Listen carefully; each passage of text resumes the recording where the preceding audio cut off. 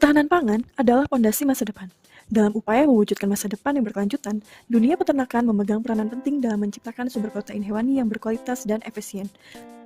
Salah satu tantangan utama adalah meningkatkan produktivitas dan kesehatan ayam petelur secara optimal. Di Indonesia, sesuai surat edaran Ditjenkeswan tahun 2019, ayam petelur yang berumur lebih dari 80 minggu harus diafkir pada peternak komersil berpopulasi lebih dari 50.000 ekor.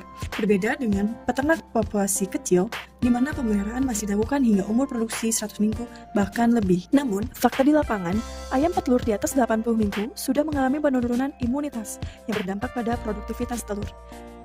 Dengan modifikasi nutrien seperti suplementasi maggot BSF, di mana kaya akan nutrisi, terutama protein, dan probiotik yang mendukung pencernaan, diharapkan akan meningkatkan imunitas ayam petelur fase layer akhir.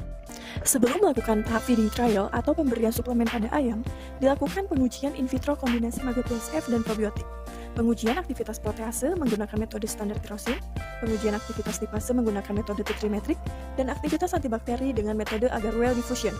Hasil penelitian aktivitas antimikroba menunjukkan bahwa perlakuan kombinasi memiliki zona hambat yang tidak signifikan terhadap E. coli dan Salmonella typhimurium, tetapi signifikan terhadap Staphylococcus aureus. Meskipun zona hambat terhadap Escherichia coli antar perlakuan tidak berbeda secara signifikan, namun perlakuan T3 menunjukkan efek yang lebih unggul. Demikian juga, T3 menunjukkan zona hambat yang lebih besar secara signifikan terhadap Staphylococcus aureus dibandingkan dengan perlakuan lainnya. Aktivitas protease meningkat secara konsisten seiring dengan meningkatnya rasio maggot BSF, dengan aktivitas tertinggi dicapai pada T2 atau perbandingan 1 probiotik dan 2 maggot BSF. Sedangkan berbanding terbalik dengan aktivitas lipase, di mana peningkatan secara konsisten seiring dengan meningkatnya rasio probiotik, dengan aktivitas tertinggi dicapai pada T3 atau rasio 2 probiotik dan 1 maggot BSF. Dari pengujian in vitro, kami memilih rasio 1 probiotik berbanding 2 maggot BSF yang menjadi suplemen untuk ayam petelur. Penelitian feeding trial dilakukan selama 8 minggu. Saat ini masih on progress feeding trial hingga akhir Januari 2025.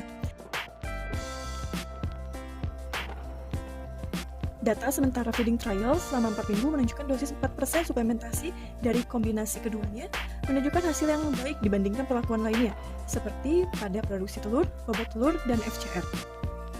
Kebaruan penelitian ini terletak pada kombinasi maggot BSF dan probiotik sebagai suplemen pakan, terutama untuk ayam petelur. Maggot BSF kaya akan protein dan asam lemak esensial, sementara probiotik membantu meningkatkan kesehatan usus. Kombinasi ini diharapkan akan memberikan efek sinergis terhadap peningkatan imunitas ayam petelur fase layer akhir.